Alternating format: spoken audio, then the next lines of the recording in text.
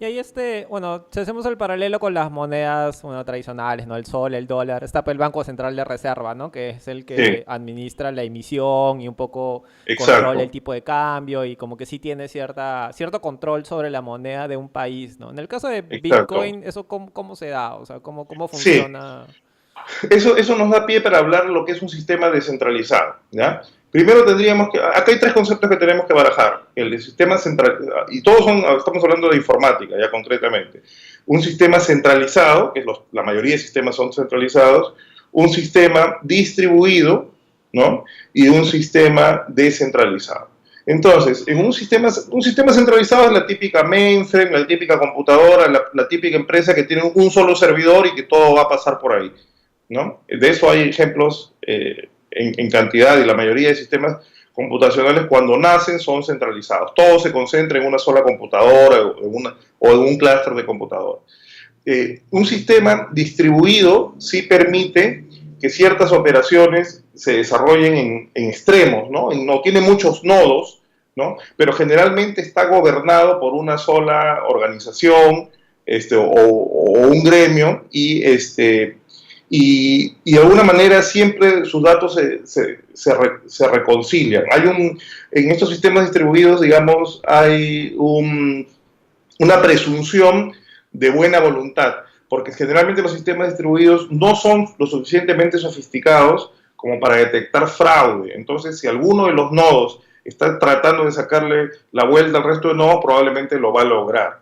En cambio, en un sistema descentralizado, se sabe de antemano que cada entidad que maneja estos computadores o estos nodos son personas completamente independientes, incluso podrían ser eh, personas, organizaciones, entidades con un deliberado afán de hacer alguna trafa, hacer algo que no es lo correcto de acuerdo a las reglas. Sin embargo, un sistema descentralizado suele ser lo suficientemente robusto como para detectar o tener una serie está diseñado de una forma que no es económicamente viable, digamos, hacer trampa, ¿no? Entonces es bastante robusto ante un sistema de este tipo y no requiere un gobierno central, ¿no? No requiere que todas las computadoras pertenezcan a una sola empresa, a una sola organización, a un solo estado, ¿no? O sea, justamente esa es la gracia de estas tecnologías, que logra que entidades no solo independientes, sino hasta cierto punto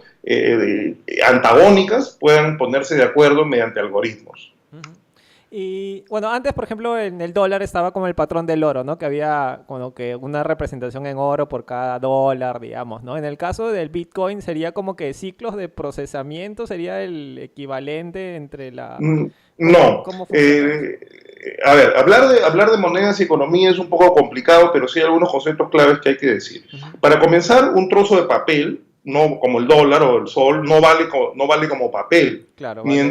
mientras que un lingote de oro sí vale como material, porque el oro es un material muy escaso en el mundo y tiene aplicaciones muy útiles en medicina, en electrónica, etcétera, ¿no? Entonces, los sistemas de monedas basados en algo que representa el valor, pero que no tiene en sí el valor, básicamente se basan en la confianza. Ujú. ¿Ya? Eso es un concepto fundamental. Sin un sistema de monedas artificial, digamos, ¿no? O sea, no hay ningún sistema de monedas para comenzar natural, no Claro. existe, todos son artificiales, ¿no? No existe la confianza, probablemente ese billete, esa moneda no vale nada, Ujú. ¿no?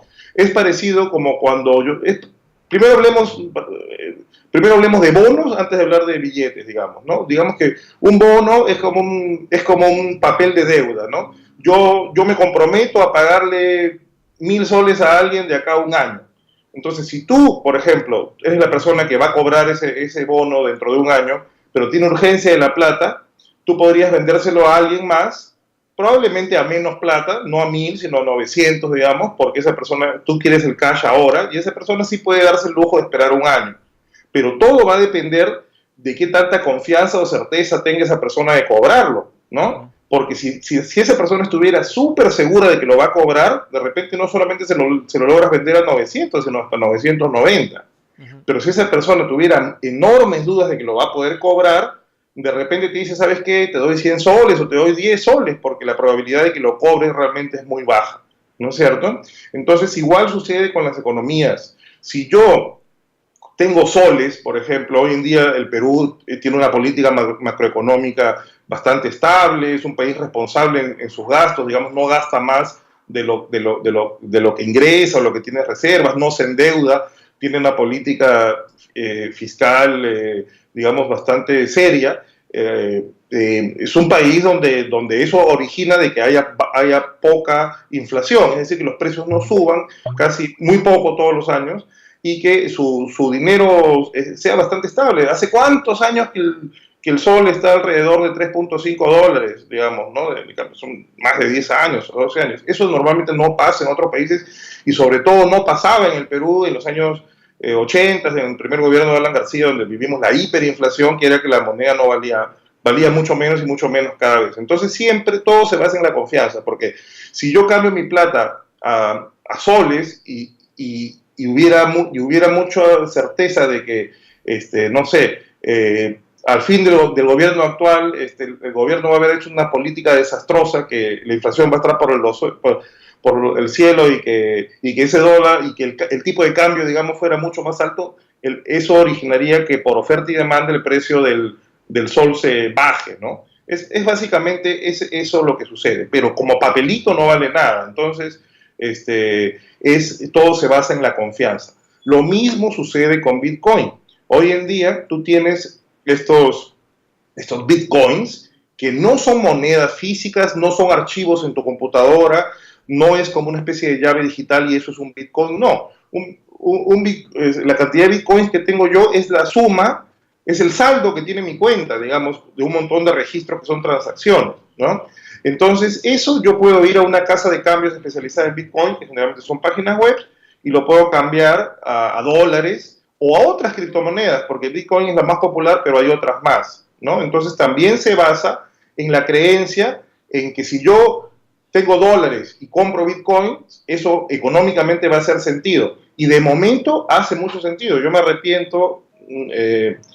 bueno, primero me arrepentí de no haberme metido a esta red de Bitcoin, digamos, cuando todavía tú podías poner tu computadora en las noches a minar y algunos Bitcoins te iba a generar. Esto ha sido más o menos hace 10 años, ¿no? Yeah. Pero también me arrepiento de no haber comprado con dólares los Bitcoins hace año y medio, cuando estaban en 200 o 300 dólares. Hoy en día se están aproximando a los 1.200 dólares por cada Bitcoin, ¿no? Pero no nos confundamos, Bitcoin es una moneda altamente especulativa, claro, actualmente, ¿no? Entonces son otros los mecanismos que hacen que el precio suba y baja. Básicamente es la moda y las noticias relacionadas con Bitcoin y qué hace el gobierno chino, qué hace el gobierno americano, si va a normar, no va a normar el Bitcoin, se va a limitar las cosas. Eso es lo que hace que fluctúe el precio.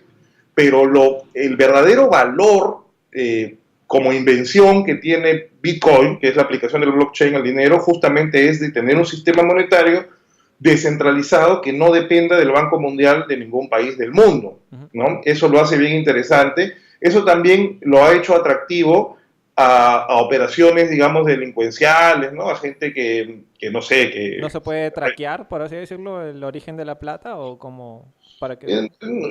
sobre todo lo hace atractivo porque basta tener una computadora, digamos, y entrar a una página web o bajarse un software para poder transferir estos datos que finalmente acreditan que yo tengo una cierta cantidad de Bitcoin, ¿no es cierto?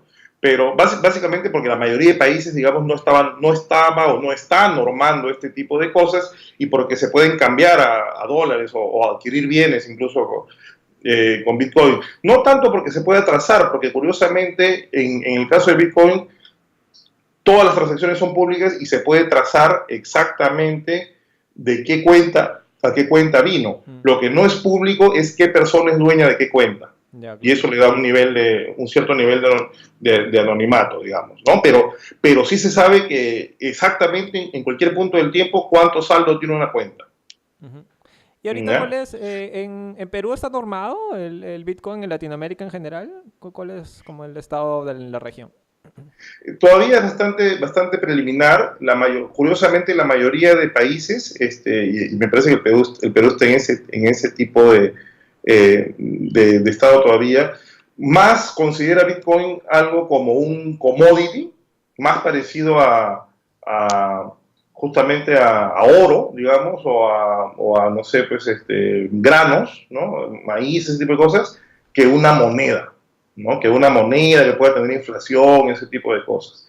Lo que habría que entender es que, bueno, de momento se los digo, todavía no se los he explicado, pero Bitcoin incluso está diseñado para hacer una escasez, para tener una escasez artificial, porque a lo largo que va pasando el tiempo, o sea, la cantidad total de bitcoins que se pueden obtener es finita, son 21 millones. Y cada vez van aumentando la complejidad computacional, o sea, hacen que el acertijo, digamos, que hay que descubrir haciendo muchas transacciones con la computadora cada vez sea más costoso y más difícil. Y cada vez que se resuelve un bloque, que ya vamos a explicar de qué se trata eso, el premio que se obtiene es cada vez menor. Entonces, eso va generando una escasez artificial que justamente empuja a que cada vez el Bitcoin tenga un valor más alto, ¿no?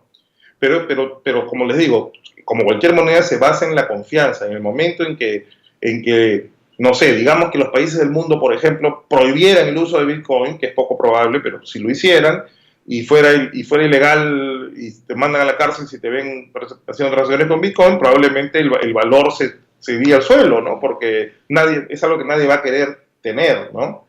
Entonces, no hay que confundir los mecanismos computacionales propiamente con el valor de mercado, que es algo más bien de naturaleza especulativa, ¿no?